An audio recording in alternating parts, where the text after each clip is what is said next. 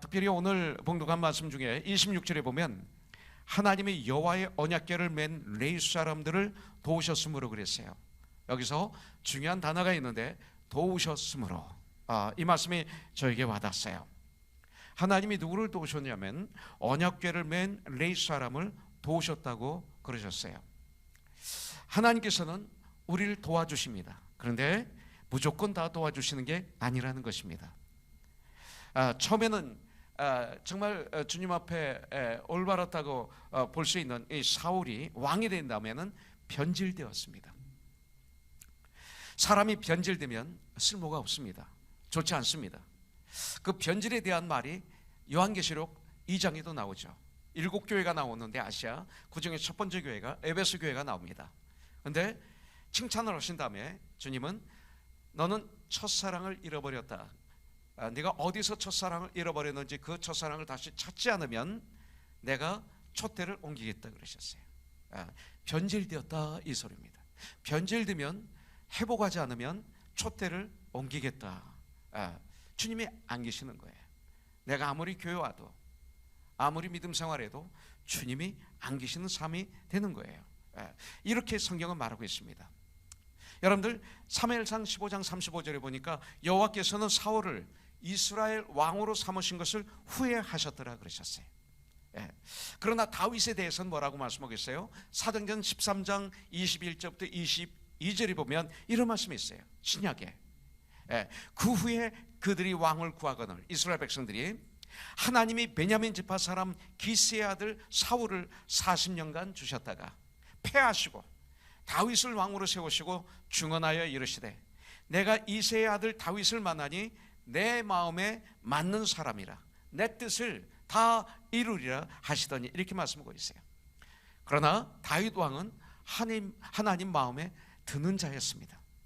그래서 여러분들 이 하나님께서는 다윗을 목동에서 이스라엘 왕으로 세우십니다. 이건요 기적과 표적이에요. 어떻게 천한 목동이 이스라엘의 2대 왕이 될 수 있어요? 그래서 말도 안 되는 거예요 세상적으로는. 그런데 이런 축복을 받았어요. 그리고 다윗의 후손에서 메시아 예수님이 태어나시는 이런 축복을 다윗이 받았습니다. 오늘 본문 말씀을 통해서 하나님의 어떤 사람을 도우시는가, 여러분들 이것을 공부하기를 원해요. 우리는 주님의 도우심을 받아야만이 살 수 있어요. 승리할 수 있어요. 그리고 부유할 수 있어요. 이건 꼭 받아야 돼요. 그런데 그냥 주시지 않는 거예요. 어떤 사람을 주님이 도와주시는가, 이거 알면 되는 거예요. 여러분들, 자,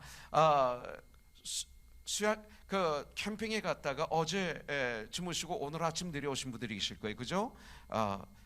졸리면 좀 주무세요. 괜찮아요? 좀 주무세요. 근데 중요한 건 다 들어야 돼요. 졸면서 다 들어야 돼요. 옆에서 누가 졸면 캠핑 갔다 오셨구나 이렇게 하시고 중요할 땐 콕콕 찔러주세요. 자, 첫 번째, 하나님의 어떤 사람을 도우십니까? 어떤 크리스천, 어떤 하나님의 사람들을 도우시나요? 25절부터 26절에 나와요. 이에 다윗과 이스라엘 장로들과 천부장들이 가서 여호와의 언약궤를 즐거이 메고 오벳에돔의 집에서 올라왔는데, 아주 중요한 게 여기 나와요. 다윗과 이스라엘 장로들과 천부장들이 가서 여호와의 언약궤를 즐거이 메고 오벳에돔의 집에서 올라왔는데, 하나님이 여호와의 언약궤를 맨 레위 사람을 도우셨으므로 무리가 수송아지 7마리와 순양 7마리로 제사를 드렸더라 그랬어요. 여기서 주님은 알려주고 계세요. 누구를 도와주시는가? 즐겁게 하나님의 궤, 언약궤, 말씀의 궤를 매는 사람들을 주님은 도와주시는 거예요.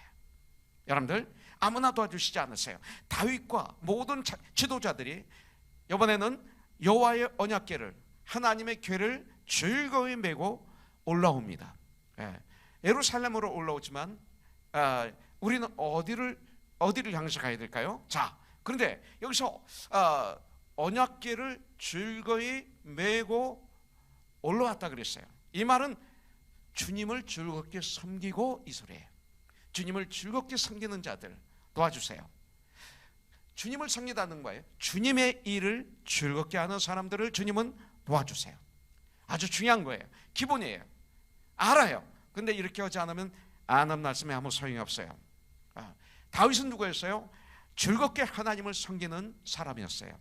여러분들, 여호수아서에 보면 이스라엘이 가나안 땅 거민들과 전쟁을 할 때 항상 언약궤, 하나님의 궤를 앞에 세웠어요. 그리고 요단강을 건널 때도 언약궤를 맨 레위 제사장들이 가장 앞에 섰어요. 또 그들이 언약궤와 함께 요단강 물에 발을 집어넣자마자 요단강 물이 말랐어요. 그래서 이스라엘 백성들이 요단강을 건널 수 있도록 해주셨어요. 여호수아 6장에 보면 여리고 성을 무너뜨리는 사건이 나오는데, 거기에서도 언약궤는, 하나님의 궤는 이스라엘 군대 중심에 계셨어요. 이것이 언약궤입니다. 그렇다면 이 언약궤가, 하나님의 궤가 왜 그토록 중요했을까요? 이 언약궤는 하나님께서 당신의 백성들과 함께 하신다는 임재의 상징입니다. 그것이 언약궤예요. 내가 너와 함께 하리라. I will go with you. 내가 너와 함께 하리라. 마태복음 28장 20절에서 볼지어다 내가 세상 끝날까지 너희와 항상 함께 있으리라. 바로 이것을 상징하는 게 바로 언약궤예요. 그런데 그 언약궤 안에 뭐가 들어있어요? 만나가 있었고, 아론의 쌍난 지팡이가 있고, 그 다음에 하나님의 증거판이 있었어요. 십계명이 거기에 들어가 있었어요. 근데 만나도 사라지고, 그리고 아론의 쌍난 지팡이도 사라졌지만 마지막에 보면 하나님의 증거판이 그 안에 있었어요. 이것은 세 가지를 다 포함할 수도 있습니다. 이것은 뭐냐면 하나님의 말씀이 그 증거궤, 언약궤, 하나님의 궤 안에 하나님의 말씀이 들어 계시다, 이 소리입니다. 여러분들, 이스라엘은 하나님의 택함 받은 백성입니다. 그리고 그들은 하나님의 말씀 중심의 삶을 살아야 했습니다. 그들이 하나님의 계시를, 말씀을 떠나면 그들은 살아있어도 사실은 죽은 자와 같은 민족이었습니다. 여러분들, 이 사실은 이스라엘 역사 전체를 보면 아주 쉽게 우리가 알 수 있죠. 자, 이스라엘은 이 시대 교회의 마들입니다. 지금 여기서 나오는 이스라엘은 이 시대 교회의 거울입니다. 여러분들, 우리 교회들도 하나님 말씀 중심의 삶을 살아야 된다는 것입니다. 하나님의 계신 말씀을 떠나서 교회의 존재 이유는 찾을 수 없다는 것입니다. 말씀이 없는 교회 아닙니다. 그것은 단체죠.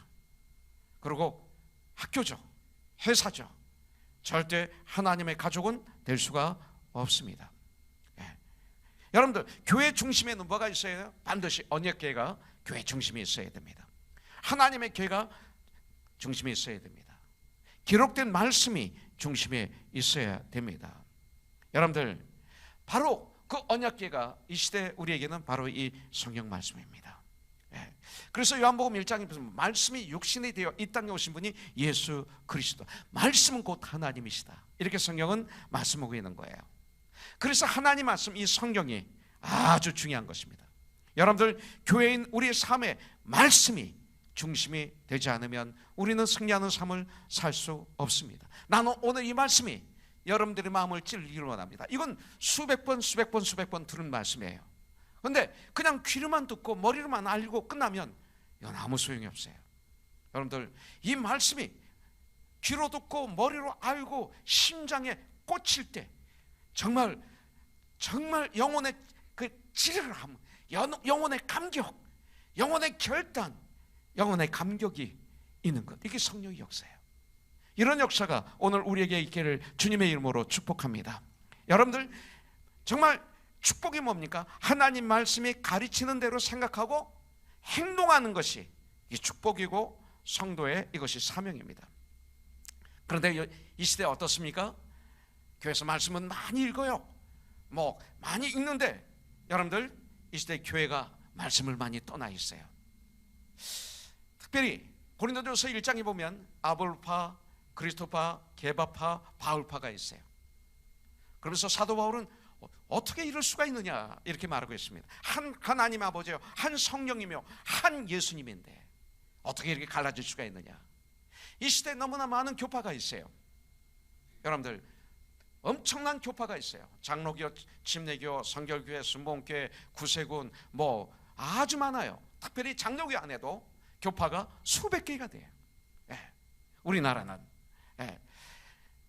전 세계 장로교는 미국은 남북 전쟁 때문에 북장로교, 남장로교를 갈라진 것밖에 없어요. 그냥 장로교 하나인데 이상하게 우리나라는 장로교 안에도 수백 개의 교단이 있어요. 왜 자꾸 교단을 만들까요? 그 이유가 뭘까요? 그것이 성경일까요? 그렇지 않는 사람의 욕심일까요? 내 뜻일까요? 하나님의 뜻일까요? 내가 하나님 말씀에 나를 맞춘다면 이것이 과연 무슨 필요가 있을까요? 그래서 교단에서 교단법을 만들어요. 교회에 문제가 있으면 그 교단에서 모여서 자꾸 법을 또 만들어요. 또 만들고 또 만드는 바람에 교단법에 성경이 파묻혀버리고 말았어요. 어떤 문제가 있으면 이 성경 말씀을 중심에 놓고 우리가 전쟁하면 되지 않을까요? 근데 왜 이렇게 법을 만들어서 법의 노예가 되어서 교회들이 허우적거리고 재판정에 서고 이런 일들이 있어야 될까요? 이게 과연 하나님이 원하시는 걸까요? 굉장히 중요한 걸 얘기하는 거예요. 이게 하나님이 원하시는 걸까요? 성경은 뭐라고 말씀하시는가가 중요하지 어떤 교단법, 헌법, 몇 법이 중요합니까? 그래서 말씀을 사장시키는 거예요. 그래서 문제가 생겼어요. 지금 너무나 많은 법을 자꾸 만들어요. 말씀으로 전쟁하지 않고. 교단에 문제가 생기면 말씀을 중심에 모시고 씨름하고 전쟁하면 되지 않습니까? 그러면 성령님이 역사하지 않을까요? 그런데 그런 전쟁은 하지 않고 자꾸 모여서 법을 만들다 보니까 이제는 법 속에 파묻혀버린 정말 이 세상의 교회가 되고 말았어요. 여러분들, 우리가 사명 또 의무 하면 부담을 느끼죠. 그래서 귀찮아하면서도 의무이기 때문에, 사명이기 때문에 마지못해 억지로 하는 경우가 있어요. 교회의 일을, 주님의 일을. 그렇다면 여기에서 나에게 한번 질문해 봐야 돼요. 말씀 중심으로 생각하고 말씀 중심으로 행동하는 것이 의무이기 때문에 그것이 나에게 부담이 되고 있는가? 이것입니다. 정말 주님의 일에 동참하는 참 보람과 기쁨과 감격이 아닌 부담입니까? 이건 안 되는 거예요. 정말로 주님의 일에 동참하는 마음에 기쁨이 있어요. 보람이 있어요. 감격이 있어요. 감사가 있어요. 이것을 누려야 돼요. 억지로 믿음 생활하면 큰일 나요. 성경에 보니까 한 마음으로 언약궤를 어깨에 메고 올라갔어요. 예루살렘으로 갔죠. 그러면 지금 우리는 어디를 향해서 가야 돼요? 한 마음으로 말씀을 중심에 모시고 우리는 지금 걸어가야 돼. 올라가야 돼. 어디를 향해서? 천국을 향해서. Heaven bound. 천국을 향해서 우리는 가야 되는 거예요. 근데 혼자 가는 게 아니에요. 어깨에 하나님의 궤를 모시고 가야 돼요. 그래서 2명, 4명이 이 언약궤를 메고 간다면 호흡이 맞아야 돼요. 마음이 맞아야 돼요. 호흡이 맞지 않으면 엇갈려요. 발이 맞아야 돼요. 오른발, 왼발 맞아야 돼요. 이게 엇갈리면 그냥 가다가 넘어지고 쓰러지고 떨어뜨려요. 한마음이 되어서 어디까지? 천국까지. 그래서 우리는 이런 생각을 해요. 교회에서 봉사하는 것 일이다, 이렇게 생각하는 분이 있어요. 그 다음에 놀러가는 것 쉬는 거다, 이렇게 생각, 무의식 중에 많은 분들이 그걸 생각합니다. 근데 교회에서 일하는 것이, 교회에서 봉사하는 것이 일일까요? 난 이것이 안식이라고 봐요. 그렇게 생각하니까 월요일날 피곤한 거예요. 정말 주일날 우리가 안식하는 거예요. 안식이 뭐예요? 하나님께 예배드리고 하나님을 섬기고 성도를 섬기는 게 안식이에요. 안식일날 그들은 하나님께 제사를 드려요. 제사 드리는 게 어떤 면으로 쉬운 거 아니에요. 우리가 지금 예배 드리는 거 거기에 비하면 너무나 쉬워요.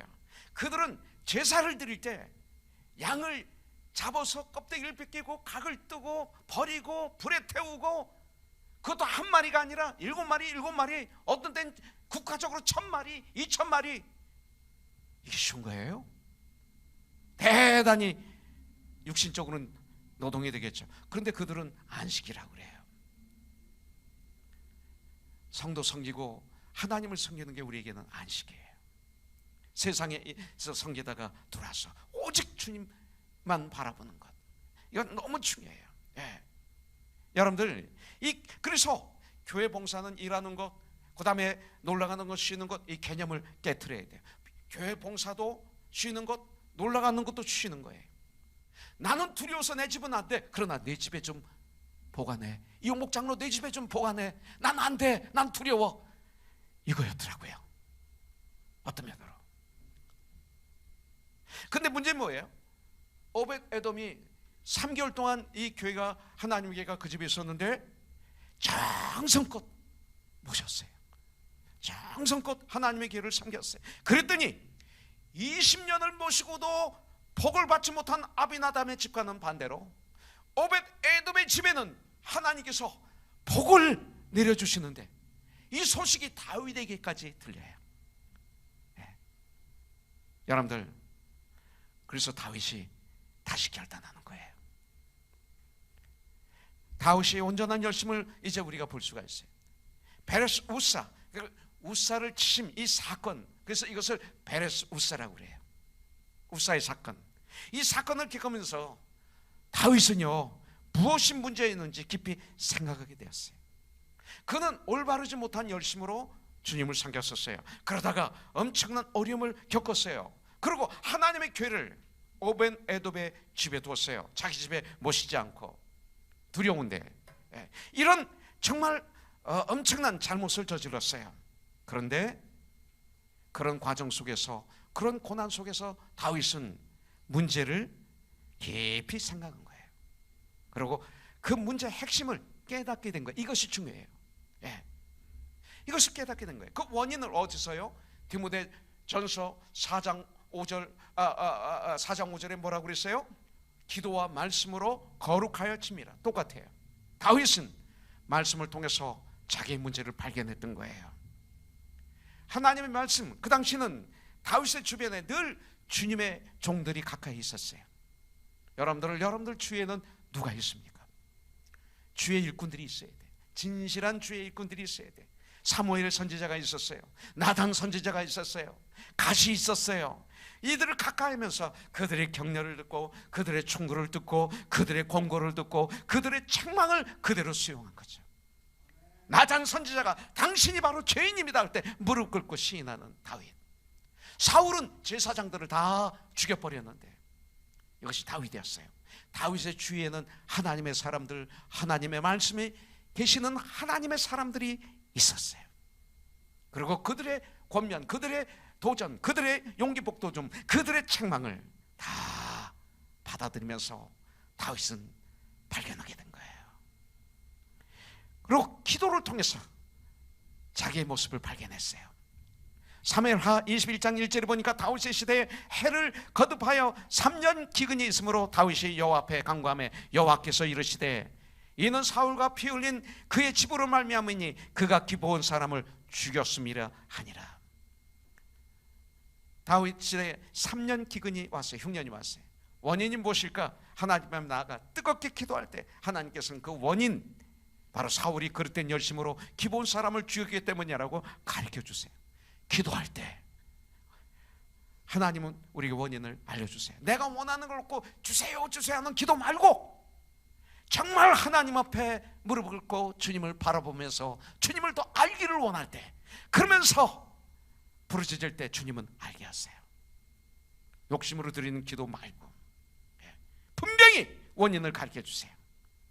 다윗은 먼저 본 하나님의 계를 옮길 때는 백부장, 천문장들과 상의를 했어요. 레위인이 안 나와요. 아론의 자손이 안 나와요. 제사장이 안 나와요. 있는데 군인하고 상담했어요. 백부장, 천부장, 지도자들을 불러서 의논했다고 말했어요. 이거였어요. 그 얘기는 뭐냐면 군인들에게 맡겼다는 얘기예요. 그때 하나님의 교회를 옮겼는데 군인들에게 맡겼어요. 세상에 권력 있는 자에게 맡겼어요. 저들이 수레에다가 하나님의 길을 그려서 실었던 거예요. 레위인들이 아니기 때문에. 그때 우사와 아유가 법궤의 수레를 몰았어요. 이들은 레위인이 아니에요. 신명기 10장에는 레위인들만 하나님의 궤를 어깨에 맬 수가 있었어요. 옮길 수가 있었어요. 여러분들, 이 점을 다윗이 알게 된 거예요. 나중에 이것을 실수했구나. 열심만으로는 안 된다는 사실을 깊이 깨달은 거예요. 그 열심이 하나님의 뜻에 합한 것이어야 한다는 것을 깊이 깨닫게 된 거예요. 여러분들, 지금 나의 열심을 주님이 기뻐하십니까? 이거예요. 그 열심이 누구를 위한 열심입니까? 정말 하나님을 위한 열심입니까? 혹 솔직히 나를 위한 열심입니까? 나의 만족을 위한. 우리는 이것을 위해서 기도해 봐야 돼요. 혹 우리에게 우리의 열심에 문제가 있다면 무엇이 문제인지 기도하는 가운데 찾아야 돼요. 다윗은 자신의 문제의 원인을 발견한 후 그 잘못된 것들을 바로잡기 시작했어요. 이것이 바로 축복이에요. 그래서 12절 13절에 보니까 그들에게 이르되 너희는 레위 사람의 지도자니 너희와 너희 형제는 몸을 성결하게 하고 내가 말하는 곳으로 이스라엘의 하나님 여호와의 궤를 메어 올리라. 전에는 너희가 메지 아니하였으므로. 아는 거죠? 우리 하나님 여호와께서 우리를 찢으셨으니 이는 우리가 규례대로 말씀대로 그에게 구하지 아니하였음이라 하니 그랬어요. 위대한 믿음 뭡니까? 하나님 말씀을 통해서 성령님을 통해서 깨닫고 그리고 깨달은 것을 고치는 것, 이것이 아주 귀한 믿음입니다. 사람은 누구든지 완벽할 수 없어요. 우리는 완벽하지 않습니다. 우리는 용서받은 죄인입니다. 의롭다 칭함을 받았습니다. 우리는 실수할 수밖에 없습니다. 실패할 수밖에 없는 사람들입니다, 때때로. 그러나 어리석은 사람은 실수했을 때, 실패했을 때 그 실수와 실패를 인정하지 않습니다.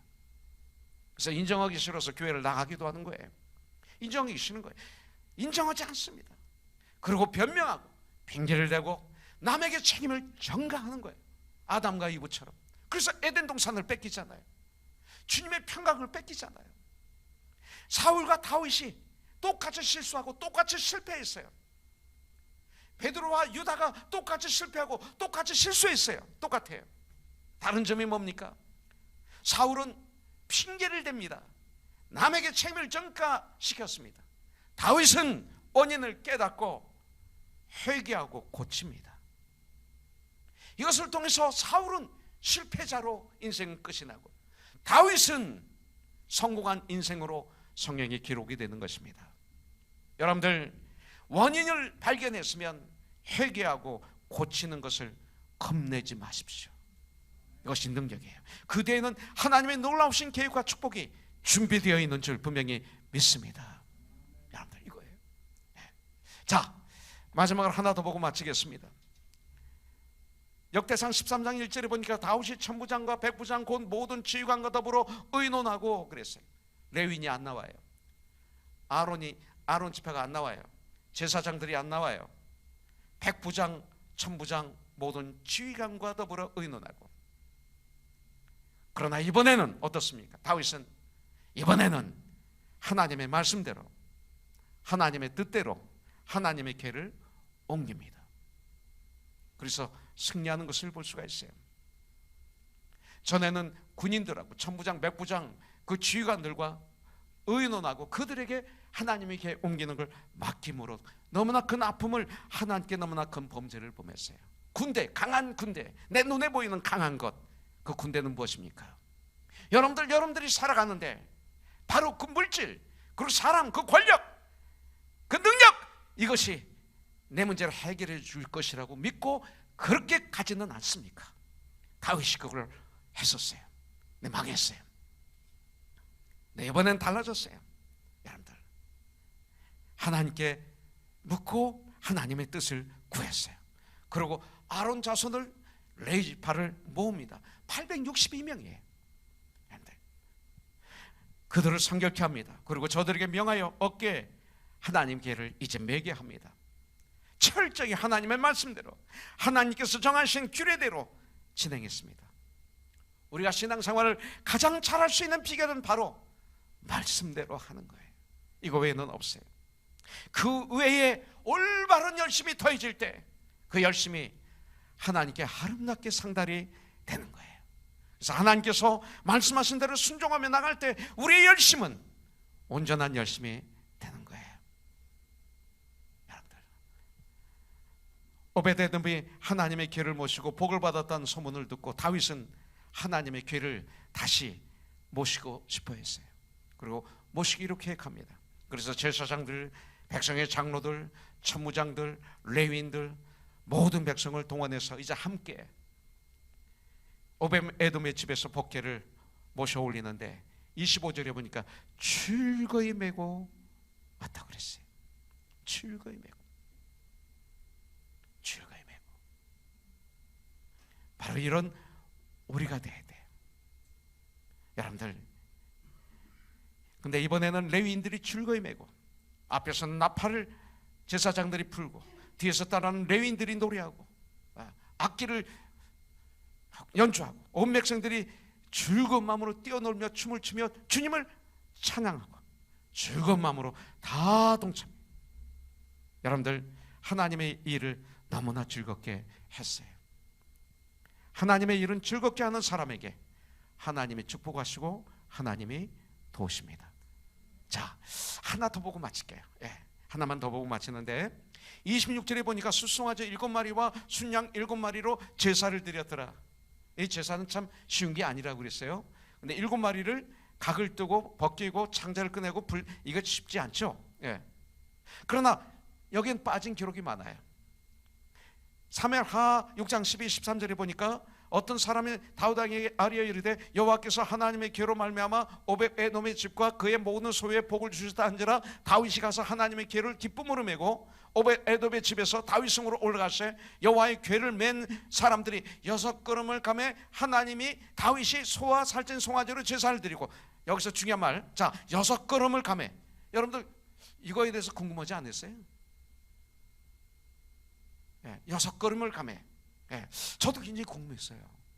어젯밤 이거 가지고 제가 고민 많이 했어요. 왜 7걸음이 아닐까? 유창 형제, 왜 6걸음일까? 이걸 생각했어요. 그리고 6걸음을 가매 다윗이 소와 살찐 송아지로 제사를 드리고 다윗이 여호와 앞에서 힘을 다하여 춤을 추는데 그때 다윗이 베옷을 입었더라, 이렇게 말하고 있어요. 자, 왜 6걸음을 간 후에 제사를 드렸을까? 아마 저는 이렇게 생각해요. 그래서 여러 문서를 좀 이렇게 공부했는데 모르겠어요. 그러면서 제 마음에 떡 드는 게 뭐냐면, 우사가 6걸음 걸어가다 죽지 않았나 이런 생각이 들어요. 갑자기 우사가 6걸음 걸어가다가 잡아가지고 죽지 않았나. 물론 이건 제 생각이에요. 이건 진리가 아닙니다. 그런데 6걸음 걸어가도 안 죽으니까 본인이 안 죽었어요. 그러니까 문제가 없구나, 하나님이 기뻐하시는구나, 이 방법은 하나님의 방법이구나, 이것은 하나님의 뜻이구나 하면서 그 앞에서 즐거움으로 제사를 드리지 않았을까? 좀 말이 되지 않아요? 미성자매, 형구 집사님 어때요? 좀 말이 되는 것 같잖아요. 좀 그렇게 한번 이것을 해석해 봅니다. 이 제사는 오늘날 예배예요. 마지못해서 끌려와서 예배 드릴 수 있지만 우린 그러면 안 돼요. 즐거운 마음으로 여러분들 예배를 드리세요. 그럴 때 우리 주님은 예배를 받으시고 우리를 도와주시는 줄 믿습니다. 이번에 우리의 커넥션, 이렇게 우리가 헌신하고 시간을 드리고 물질을 들여서 우리 목사님, 선교사님, 사모님을 섬기는 거예요. 놀라운 보람, 부유함이 저와 여러분들에게 있을 거예요. 여러분들, 우리에겐 하나님께 대한 열심이 필요해요. 그러나 그것만으로는 부족해요. 그 열심이 온전한 열심이 되어야 돼요. 하나님의 말씀을 따르는 열심이 되어야 돼요. 그럼 모든 영광을 하나님께 드리는 열심이 돼야 돼요.